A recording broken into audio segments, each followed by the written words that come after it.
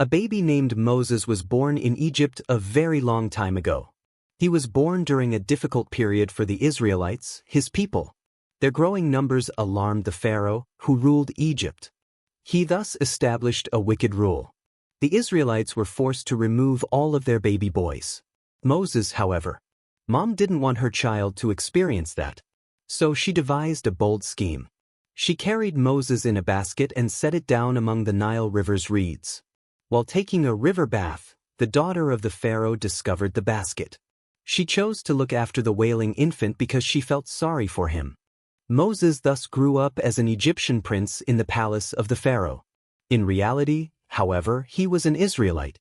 As Moses grew older, he became aware of the Pharaoh's mistreatment of the Israelites. They were frequently beaten and made to work hard.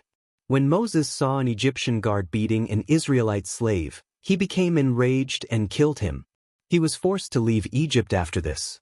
He fled to a distant land and spent many years there. Then an incredible event occurred. From a burning bush that did not burn up, God spoke to Moses.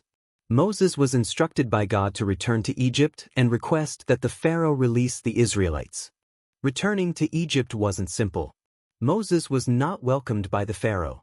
In order to persuade the Pharaoh, God sent 10 plagues. In addition to bugs and frogs, there was also darkness during the day. The Pharaoh finally consented to release the Israelites following the final and most tragic plague. The Israelites were led out of Egypt by Moses. However, their adventure was far from over. The Pharaoh changed his mind and pursued them with his army once they reached the Red Sea.